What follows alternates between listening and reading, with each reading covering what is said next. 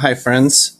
Let me apologize in advance for the audio quality. I wasn't able to use my nice microphone, and so I'm just using the built-in one. So hopefully you'll still be able to understand me. This video is just a really quick one to help you as you're beginning or in the midst of crafting your final paper. Just a quick discussion of the ethical variables and the 4 dimensions of character that you see here on your screen that you'll be using in your analysis in your final paper. Now, I do suggest using the version of Stassen's 4 dimensions of character that I posted in week 3. And the reason for that is Glenn was planning on updating this version of the chart, the one that you find in Kingdom Ethics, the first edition that you have. He was planning on updating it. He passed away before he could, but I have the version that he was planning on doing for the second edition of Kingdom Ethics. So go ahead and use it. It's just a little more complete, and I think it's not super different, but it's different enough that I think it's helpful. Now, a few things about these 4 dimensions of character and the ethical variables. To be clear, the 4 dimensions are what you see in bold here: way of seeing, way of reasoning, loyalties and passions, basic convictions. Those are the dimensions. The ethical variables are what fall underneath. So in way of seeing dimension, the variables would be powers and authorities, the threat, social change, etc.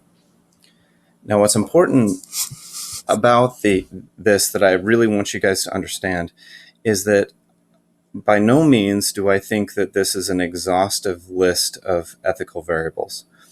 This is a paradigm that Glenn came up with. It's not meant to be exhaustive. It's meant to be a paradigm, and that means it has its own strengths and weaknesses. The particular strength of this paradigm, and the reason why I think it is really helpful in ethical analysis, is, as we've discussed, a lot of different ethical theories really are only concerned with this single way of reasoning dimension. We look at deontological ethics or teleological ethics, virtue ethics, even to a certain extent character ethics. It will be really minimized to one particular aspect within the way of reasoning dimension. If you're discussing Christian ethics or some other religious ethics, a lot of times you'll bring in the basic convictions dimension that will affect your way of reasoning. But this whole other half, the way of seeing, the loyalties and passions dimensions, these get completely left out. And so what I think is really good about this particular paradigm is that it doesn't minimize your ethical perspective. It helps you to see the broader picture so that you're not simply analyzing things from a, say, for example, a virtue perspective, but you're also able to incorporate, the rules that, you might have from a deontological perspective. You're able to better understand how your particular loyalties and passions are affecting your way of reasoning and affecting your basic convictions. So that's what's helpful about this. It provides a more, as Stassen says, a more holistic picture of our ethical reasoning. So that's why I'm asking you to use this. Now, again, to be clear, I don't think this is an exhaustive list. You could come up with different ways of, analyzing these. You wouldn't have to necessarily use these particular 4 dimensions. And as I've seen some of you do in the discussions even, there could be other ethical variables that Glenn doesn't list here that could be really important to a particular ethicist, or maybe a different way of kind of describing some of these ethical variables. What I do think, though, is that this is a good list. It's not comprehensive. It's not, exhaustive, but it's a solid list. And really, you could use this paradigm to analyze pretty much any ethical perspective. And so that's why I'm asking you to use it for this final paper. Now, what will you be doing for the final paper? Basically, you'll be doing exactly what I've been asking you to do during the past few weeks in the discussion forums, and that is to take 2 ethicists on a particular issue and analyze them using these 4 dimensions so you can compare and contrast them. So, for example, you might take De La Torre and Stassen and Gushee and discuss environmental ethics, right? Ethics of the environment. You could come up with a much more specific topic, but just as an example, since you're studying that in this last week, I'll use it. And you might look at, Stassen and Gushee. One variable that is always very important to them is the variable of way of interpreting Scripture. And, for them, they want you to look at Jesus first. They're really going to look at the Sermon on the Mount, and they're going to look there and see if there's anything that Jesus has said about our created order. So, for example, if we're discussing environmental ethics and our place in it, then they're going to look through this prophetic grid, especially looking at Isaiah and the other prophets, if Jesus has used them in particular. In this particular case, they're also going to look at Genesis and to see what's written there. But then they're going to interpret Genesis through what Jesus has said, right? So ultimately, they're really concerned about how you interpret Scripture and putting Jesus at the center of that. So Scripture is going to be essential for them. Now, De La Torre, as many of you have noticed, he uses Scripture, but in not nearly as detailed a manner as Stassen and Gushee do, right? De La Torre is more concerned about this big picture of justice in Scripture. He's going to look at the ways that Jesus makes justice central to his mission, and so he wants that to be central to our mission. He's going to be looking at the ways that Scripture discusses powers and authorities and how Jesus subverts those powers and authorities. So already you can start to see that the way of interpreting Scripture variable, it's leading us into these other dimensions already. And that's part of what we want to say. We want to say, for De La Torre, it may be that his way of interpreting Scripture is actually deeply affected by both his loyalties and passions and his way of seeing, way of interpreting the powers and authorities.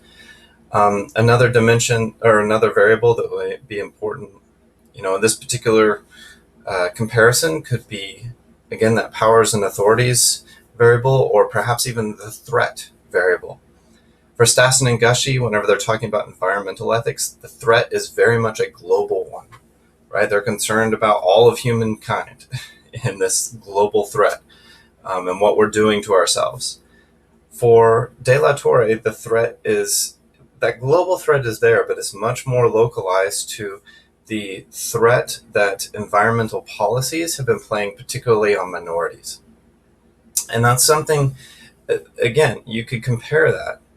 And you could say, well, does De La Torre, does he kind of neglect the global threat? And maybe he's losing out on some motivation for, non-minorities to recognize that this really affects them too. Or you might look at De La Torre and say, this, by localizing the threat, by demonstrating how this threat actually affects real people that I know and experience. It's not some far off, distant threat, or relatively distant threat, that our children are going to be facing in the way that Stassen and Gushee describe it. Maybe De La Torre's way of seeing this problem could actually lead to more practical ethical decision making right now. So you can compare and contrast that, see the strengths and weaknesses in the way that author is looking at these particular variables.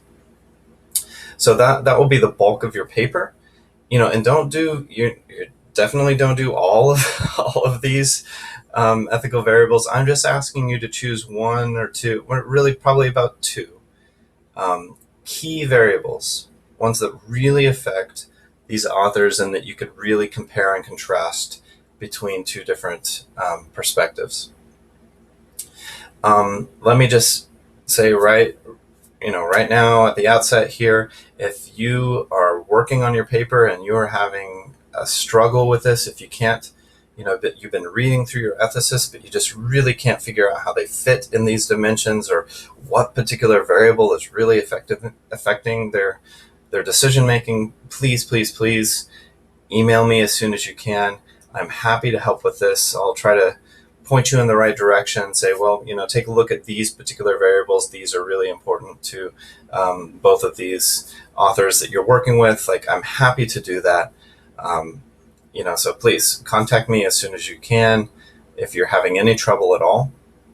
The last thing about the paper is I do want you, in your concluding section, I do want you to go ahead and kind of make a final decision of your own. And, so you can do that by saying, well, I was really moved by this particular ethicist's way of seeing this problem, and the decision making that he went through, his interpretation of scripture really moved me. And so I think that this should be done, or, I feel this way about this ethical issue. And if you want, it could be, you don't necessarily have to do this. Like, that could be enough for your conclusion. But if you want, it could also be really great if you incorporate into your conclusion the particular ethical variables that you now see affecting your way of seeing this ethical issue. Maybe you could say, I think this for these reasons, and now I really see that this particular variable, community loyalties, for example, is really affecting my decision making here. And again, having something like community loyalties affect your decision making, there's nothing wrong with that. What I'm really wanting, and my goal for this whole class, is that we become more aware of the way that we're making decisions and why we feel the particular way that we do. And that will ultimately, I believe, help us to have these types of moral discussions with others. We can look at other people and their decision making and say, oh, this particular variable is really important to them. Maybe we can have a discussion here so that we can finally figure out how to go about this. So that's it. Again, if you have any questions about the paper, don't hesitate to ask me. We're in week 10, so I'm sure you're looking forward to the end, and you are almost there. So good luck.